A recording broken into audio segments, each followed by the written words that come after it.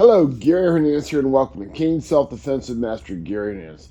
In this video, I want to go over a proper way to do a quick, fast strike when your cane is tip on the floor, and how the best way to angle your cane for the strike is while you're still holding your cane exactly where my hand is now, on the top of the crook.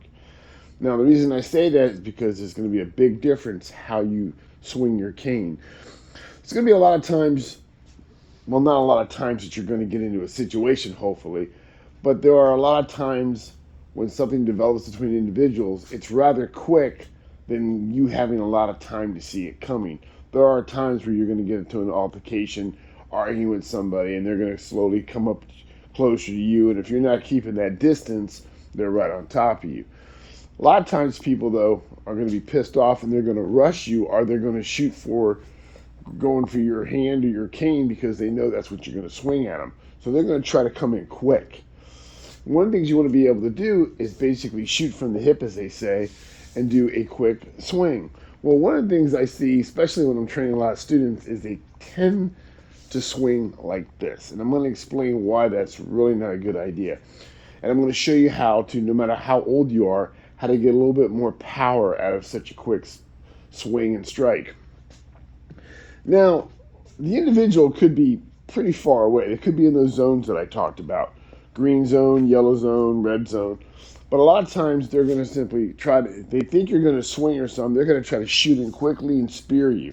They might even start to put their hands up to protect themselves, which is fine, but we're still going to swing and go for the striking areas. Now, we're going to do what's called a horizontal swing.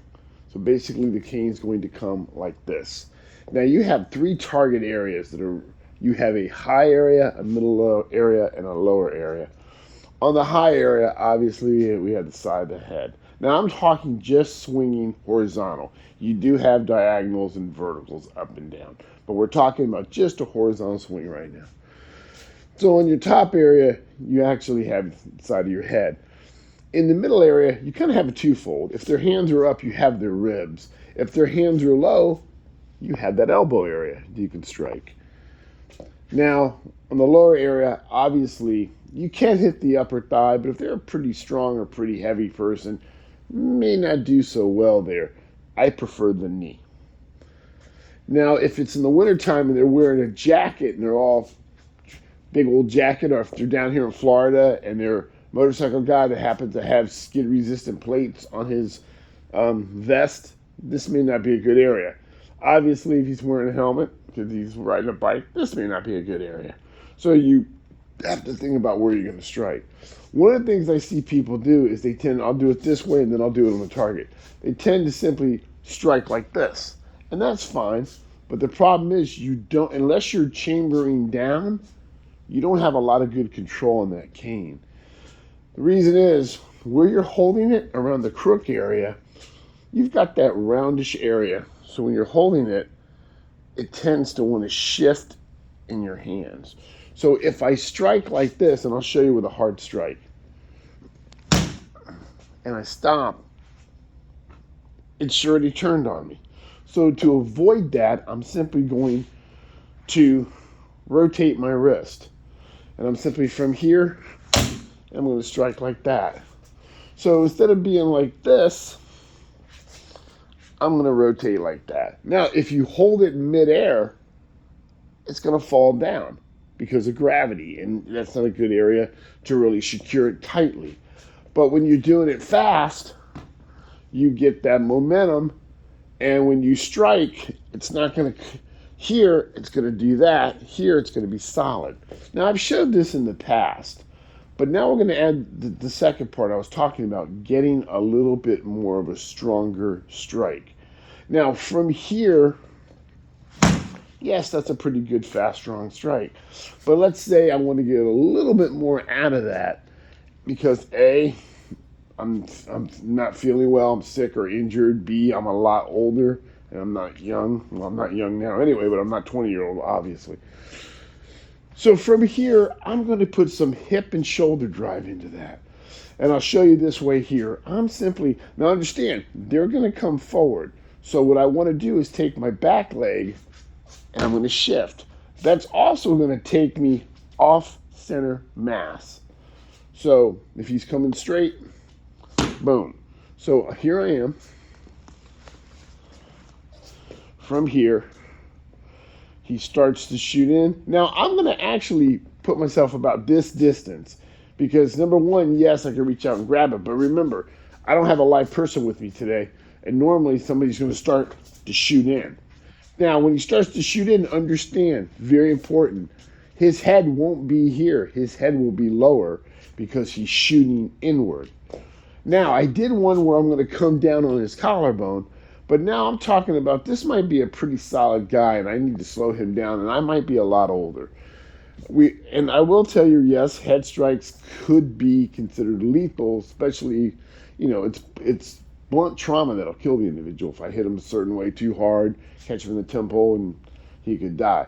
But if he's a lot bigger and stronger and I need to slow him down, I don't have to hit him at Mach 2 and kill him, but I do want to slow him down.